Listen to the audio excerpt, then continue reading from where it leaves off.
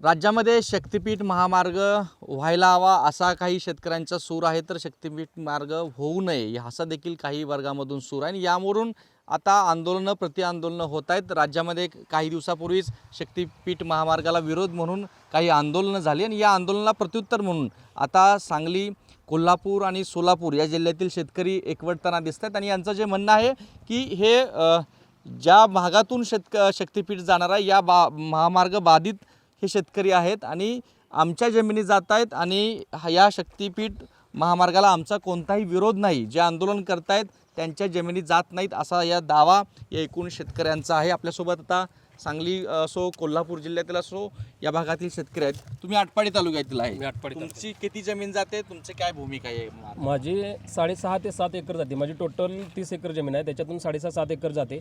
माझा कोणताही विरोध नाही. आमचं पूर्ण मोजून सगळे खांब वगैरे राहून डाळिंब, आंबा किंवा घर वगैरे सगळं मोजलेलं आहे. त्याच्यात मोजून सगळं पूर्ण अहवाल प्रांतसभापर्यंत गेलेलं आहे, सगळं झालं ना. अचानकच आता यांनी सांगितलं की रोड कॅन्सल होतोय आणि दुसरीकडून जाणार आहे. जायचं काय कारण? विरोधच नाही आमचा कोणाचा. आज आटपाडी तालुक्यातला नाही आहे, कवठेमंकाळ नाही, तासगाव नाही, मिरज नाही, सगळे शेतकरी इथं आहेत. आता सोलापूरचे आहेत, सांगली, आता कोल्हापूरचे इथले शेतकरी आहेत. आणि विरोध कोणाचा आहे? हे फक्त विरोध आहे बसवायचा आणि फक्त हे त्याच्यासाठी अलाइनमेंट चेंज करायचा, विरोध आहे म्हणून.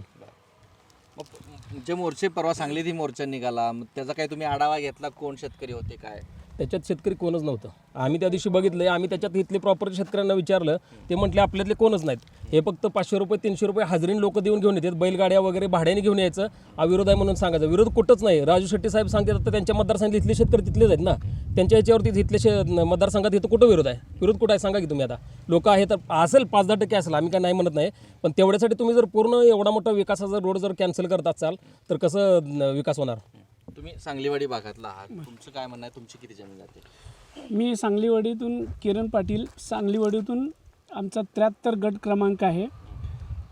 तर सांगलीवाडीमध्ये एकूण गट 53 आहेत. एकूण 153 शेतकरी बाधित आहेत. जवळजवळ आमच्या गावातील जवळजवळ 90 ते 95% लोकांचं शेतकऱ्यांचं मत असं आहे की शक्तिपीठ हा आमच्या भागातून गेला पाहिजे, महामार्ग झाला पाहिजे. लोकांचं जी इच्छा आहे ती पूर्ण झालीच पाहिजे. तुमचं कोणतं गाव आहे? सांगलीवाडी. तुमची किती जमीन जाते? माझी 30 गुंठ जाते. बरं, तुमचा काय विरोध आहे? काय नाही, समर्थन आहे.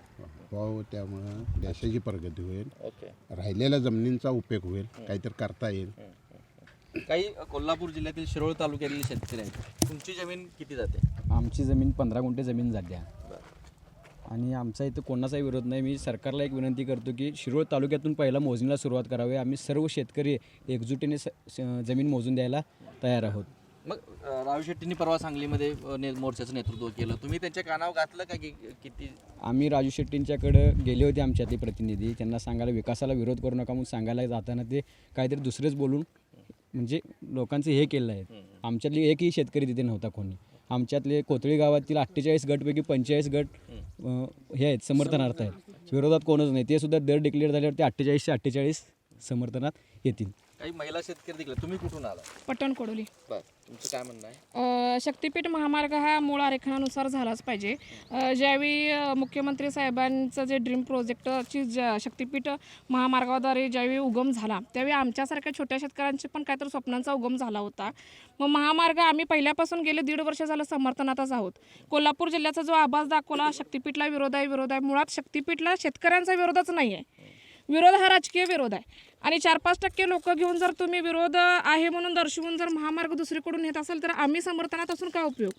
गेलं जिथं कोल्हापूरमध्ये विरोध दाखवत होतो त्यावेळी आम्ही प्रथम समर्थनाची बाजू मांडली. आणि 6 मार्च 2025 रोजी आम्ही स्वतः मुख्यमंत्री साहेबांना भेटून 1500 लोकांच्या म्हणजे 1500 गट जे होते पहिला आम्हाला समर्थनात त्या लोकांच्या आम्ही सह्या सर्व आम्ही मुख्यमंत्री साहेबांना दिल्या होत्या. त्यावेळी त्यांनी आम्हाला सांगितलं होतं की महामार्ग आम्ही इथूनच योग्य तो मोबदला देऊन नेतो हे आम्हाला आश्वासन दिलं होतं. मग त्यांनी जे आश्वासन दिलं होतं ते विसरले की काय? आता सध्या आमच्याकडे 2300 गट समर्थनात आहेत. महामार्ग चेंज होणार म्हटल्यानंतर परत जे विरोधात लोक होते ते परत आमच्याकडे येऊन समर्थन देत आहेत ती.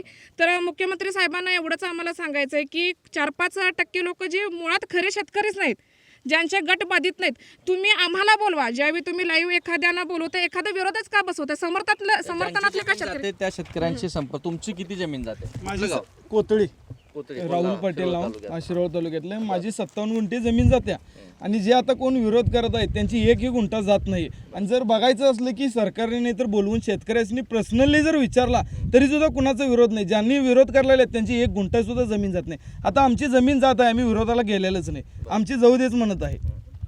तर हा सूर आपल्याला या ठिकाणी खास करून शक्तिपीठ महामार्ग ज्या कोल्हापूर असो, सांगली असो, सोलापूर असो या भागातून जातोय, त्या भागामधून या ठिकाणी हा एक सूर दिसून येते की ज्यांच्या जमिनी जात आहेत त्यांचा या शेतकऱ्याला काही प्रमाणात विरोध अजिबात नाही आहे. मात्र 4 ते 5% लोकांचा विरोध आहे आणि त्यामुळंच शक्तिपीठ महामार्गाबाबत सरकार नेमकी आता भूमिका काय घेतं हे देखील पाहणं महत्त्वाचं असणार आहे.